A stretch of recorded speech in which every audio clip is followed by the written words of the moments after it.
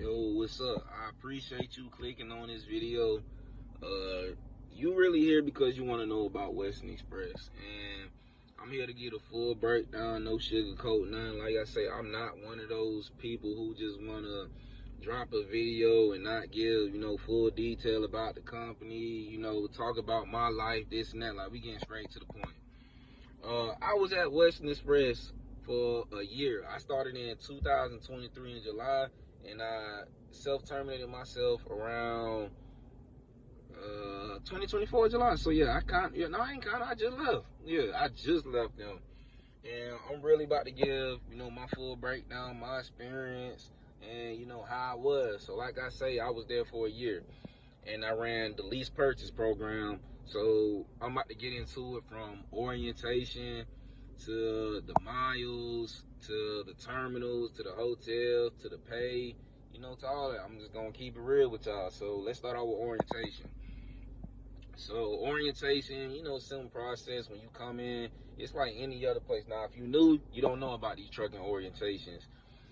Western Express, you gotta remember it's a second chance company. So basically, they'll just hire about anybody for real, like anybody with no experience, felons, people with trucking accidents, anybody. Like literally, if you need a job in trucking, Western has you. So if you don't need a second chance, Western is not the job for you. It can be the job for you. It's just how you make it. But let's get back to orientation. Orientation. Don't think you're getting on no plane, you're getting on rental car, you're getting on Greyhound. No matter where you're at, if they're hiring in your area, you're getting on Greyhound to come to your nearest terminal. So the only terminals that I know, I'm gonna start off all the way from the West Coast. They got one in goddamn California, Southern California to be exact. Now we're gonna jump all the way to the East Coast because those are the only other ones I know. They have one in Nashville, Tennessee. That's the main well, that is the home terminal. And then they have one in Virginia, and then they have one in Connecticut. Those the main four in whatchamacallit, in the whole United States. And they probably have more. I know they had one in Atlanta before, but that one over with. But the one I went to was in whatchamacallit, in Nashville, Tennessee. And the hotel over there, you might as well book your own hotel because it's run down. I ain't gonna call it a hotel, it's a motel. It's run down and it's prostitution. People get killed over there. You're literally behind Nashville. You're in the outskirts of Nashville, but you can see Nashville. And I kid you not, people get killed over there. The motel is nasty. Prostitution, whatnot. If you drive your car there, you gotta be on watch and look out for it. And you gotta be safe. But once you get there, like I said, you get on with Greyhound. If you know how Greyhound operates, like I said, they're nasty also, so you might as well pay for your own transportation. They do say you can pay for your own transportation and they'll reimburse you. I never actually had to pay for my own transportation. I just started out and took the Greyhound, or I drove my own car. And like I say, my car that I'm currently in, I'm not gonna get into too much detail. I would not dare drive this car over there, literally. But like I say, if you want to just thug it out, do what you got to do. Take the Greyhound. It's not that bad, bro, but it can be that bad. So as soon as you get to the motel, you wake up in the morning. You got to be there. I want to say around 7 in the morning, or seven to 8, because I know as soon as you get to the terminal, you sit into this lunchroom. I'm talking about Nashville terminal because that's where I did my orientation at Nashville, Tennessee terminal. And it's in this lunchroom. They all call y'all in and whatnot, and they get y'all on this long line, and you gotta have the documents that they told you to provide. So basically, your social security card, your med card, physical, and any other things that they need. You can't have copies. Oh, also your CDL or your permit. And you can't have copies. It has to be legit, your hard copy. So you have a copy, they're gonna turn you around. If you don't have a physical, they give you one right then and there. Now, they also have a drug test, mandatory drug test. Now, remember, I said it's a second chance company, so you should expect that, literally. You gotta expect it. So, if you come in there, you know you're not clean, you know you're dirty, bro, don't get turned around because with Western as a second chance company, as a piss test or whatnot. And it's not like you can bring fake piss. No, it's a white dude in there who's literally hovering over you. He's standing by that door. If you feel like you up to something, he's gonna give you another chance to do it, and he's gonna make you pull your pants down to your ankles. I kid you not, he's gonna make you do it and watch you piss.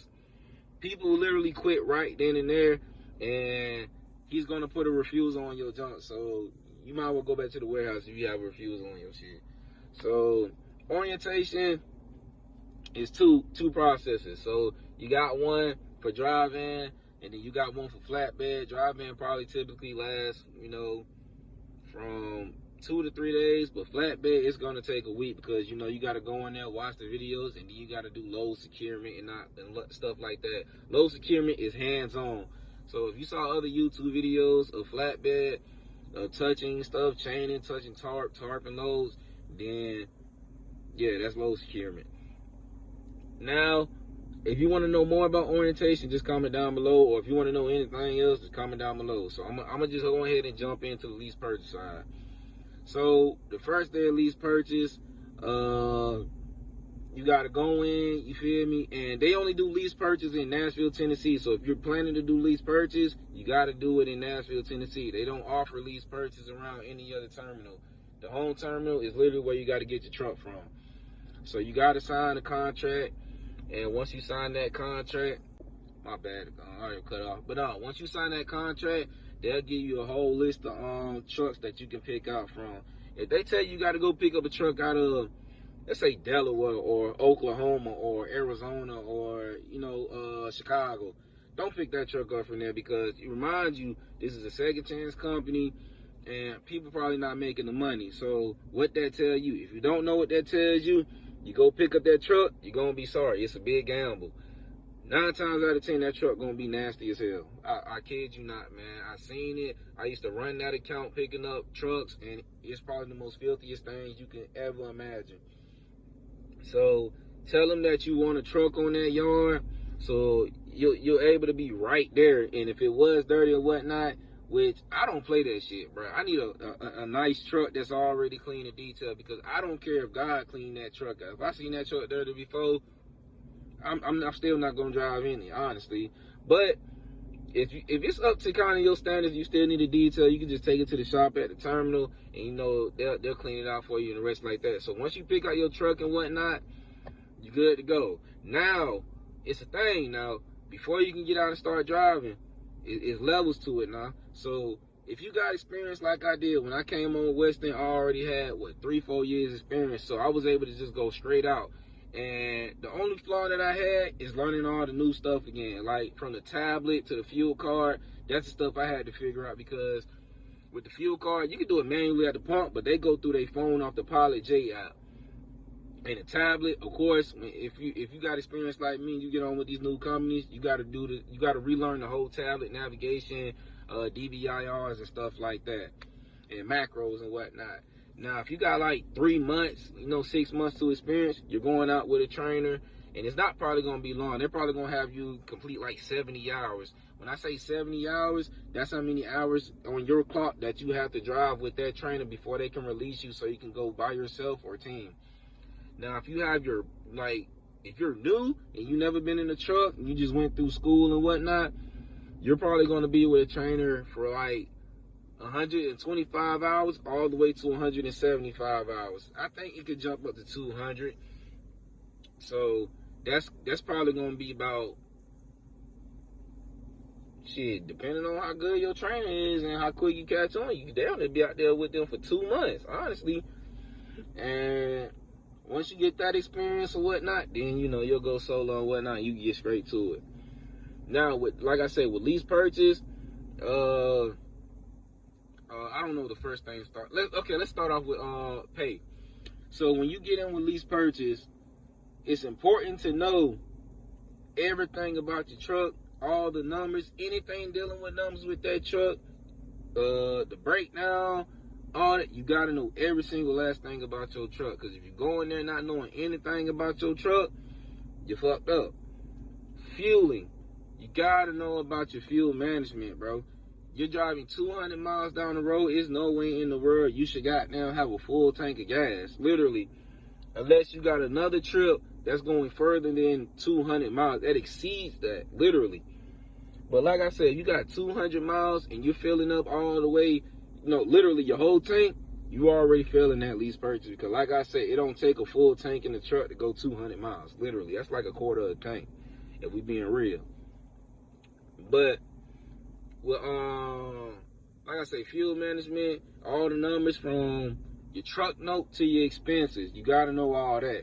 What I was paying that Western Express, because I got an older model truck. I ain't gonna say too older model. It was a 2023, so I kind of lucked out with my truck. No, I was only paying like $535 a week for my truck.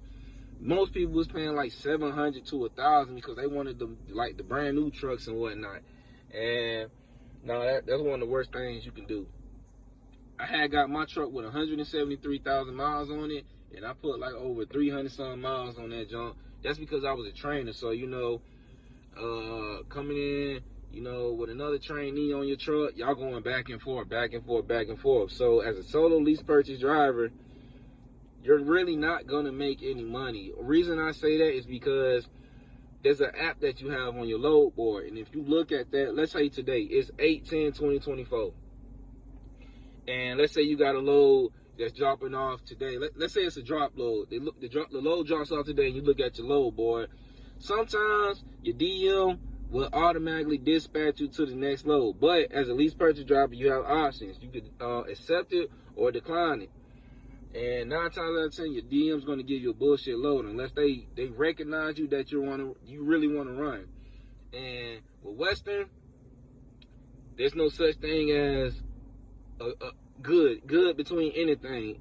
Western is literally a bad and great company at the same time. Like, I kid you not, it literally is. There's no such thing as a good in this company at all.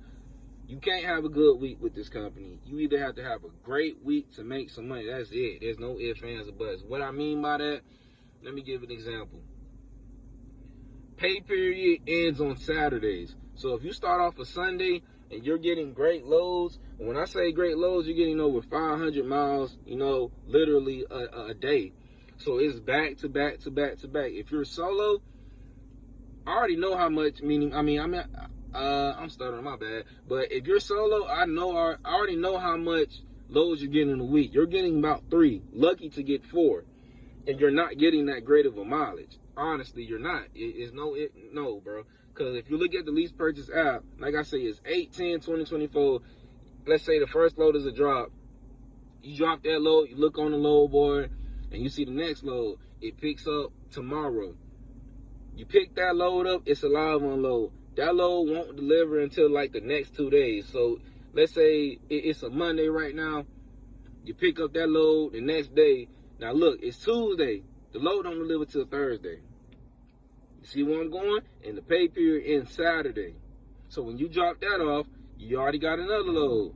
That load, don't drop off till Saturday. I don't know how I roll my window now. That load don't drop off till Saturday, so that's 3 loads. That paycheck is literally going to be, it's not going to be no more than $700, bro. I kid you not. I know this. I ran it. I seen company paychecks. I seen lease purchase paychecks. If you're making money and you're saying you're averaging $2,000 as a solo driver, you're lying, bro. Like, I'm not gonna sugarcoat none of that. No, you literally have to be a trainer to run up a bag at Western.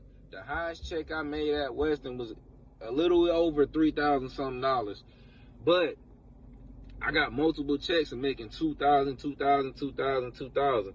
The only way I made that is because I was a trainer and I was going from the East Coast to the West Coast. Around summertime, that's not peak season. Summertime, you better off just shit, bud. You got to do what you got to do around summertime because they're not going to give you the mileage that you need or whatnot unless you have a great DM. Now, when wintertime come around, that's peak season because most people don't want to run around winter. They don't. It's no ifs, ands, or buts. That's one of the most dangerous times as a trucker, and you're going from the east to the west coast. You got to go through Colorado. California, Oregon, stuff like that. And those are mountainous areas, so it can get crazy. And from the East Coast to the West Coast, I'm gonna show you how different it is. So on the East Coast, they don't really have that many long distance loads. The long distance load you probably gonna get it from Mississippi to Connecticut. That's over 1,000-some miles, and you're not gonna get that all the time. From Maine to Florida, that's 1,000-some miles, but you're not gonna get that every time. Now compared to North Carolina to Oregon, that's 2,700 some miles if I remember. And if you're on the West Coast, you're going from Oregon to Southern California. Literally, it's being over there is literally dedicated. If you don't know what dedicated is literally going to the same place over and over and over. And I ain't gonna say just going to the same place, because sometimes you can go from Southern California to Arizona, New Mexico, to Colorado, back to California. But 9 times out of 10, you're on a FedEx account, and it's gonna go from Southern California to Oregon or Washington to Southern California. And that's 1,000 miles every time, and they are drop loads. So imagine running that back and forth from Sunday to Saturday. Bro, you gonna make a killing. Literally, and they're drops. So drop means you could drop them anytime you want, literally. Not no live unload, it's a drop. So you could drop them anytime you want. Okay, that's all about the pay. But like I said, if you're solo lease purchase, you're not gonna make any money. It's no ifs, ands, or buts. Even if you're solo and you want to go team as lease purchase, if you're trying to team with somebody, the driver you have in your truck with you right now, Western is not responsible for their pay. Yeah, Western is not responsible for their pay. You are responsible for their pay. So you got to come out of pocket. If you're just sitting on the East Coast, imagine you making $1,000 that week. You got to split that down the middle. You feel me? So you getting 500, he getting 500, or she getting 500, you getting 500. Or imagine this a terrible week and you only make 500 for that week. You get 250 and he get 250, or she get 250 and you get 250. You see where I'm going with this? So before you thinking you could come to Western and thinking you could team, that's even on company side, you're not gonna make no money. I promise that. You're not gonna make no money. Literally, I know this stuff from the back of my hand. Like I said, I'm not gonna sugarcoat none of this. Weekend shift is terrible. If anything happens to your truck, weekend shift, that's what y'all gotta take in consideration now too. Lock this in your head. It's things that could prevent you from making money. You drop off a load and you need an empty. The place say they don't got an empty. This can happen weekday or weekend, but I'd rather for this to happen on a weekday, because I know people are going to communicate with me. Weekend, you're sitting. There's no ifs, ands, or buts. They're not going to look out for you. You might as well just go have a good time if you have the funds for it. But weekend shift, if your truck break down or something happens to you and whatnot, they'll literally either won't pick up the phone, but if they do pick up the phone, somebody in there will either be playing around. And when I say playing around, like joking, like this ain't no game, bro. Like, come on, what you laughing for? I need it empty. Or my truck broke down. Like, they don't want to help you. Weekday, it depends on your DM. If you got a great DM, they're gonna look out for you, help you, and all that. Now, when I say about empties, you gotta always have an empty to get a load. There's no ifs, ands, or buts like that. And sometimes empties, you can find one quick like that. But even on weekdays, there's no empties in your area. You gotta drive 6 hours away. You know, they'll pay you for it, but it's just a waste of time, honestly, because they're not paying you that much. But weekday, sometimes they could find you an empty, and sometimes you sitting for 2 days of them trying to find you an empty. So if you don't got it, you don't got it. Now, breakdowns, that's probably one of the worst things you could ever have, because they're not going to give you no other truck, you feel me, so you can continuously run. Let's say your truck broke down. Let's say your def tank, you got to get your whole def tank replaced. Or your engine went out, you might as well just go and quit, boy. But let's say something just happened. One day went by, your truck in the shop, 2 days went by. Damn, you still sending? 3 days went by. Damn, it's Wednesday, bro. I only got 1 load for the week. Thursday went, 4 days, 5 days. You feel me? The whole week gone. Now you in the negative. Now it depends on how much you got in your escrow. Your escrow is your maintenance account. So however much you run, it's a percentage that they take out of your checks. So it could be like 18 cents, 20 cents, 12 cents, I believe. And however, like it's not hard to explain, but basically whatever you run, a percentage of that gets taken out and puts in your escrow account. So put it like that, that's your maintenance account. If you got enough in your maintenance account, you could defer that check, and your manager gotta sign off on that or approve it, whatever you want to call it. But it don't matter if you got $1 million in that job. That don't mean you could just keep deferring your check, because at this point you just prolonging it, and you just wasting your time at this point.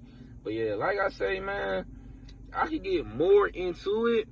Like I said, if I didn't cover something that you didn't hear or anything, just comment down below and just let me know something. And like I say, from Western, it's good and bad at the same time, bro. It's just how you make it and what you do with it. Honestly, like I say, I'm not gonna lie to nobody.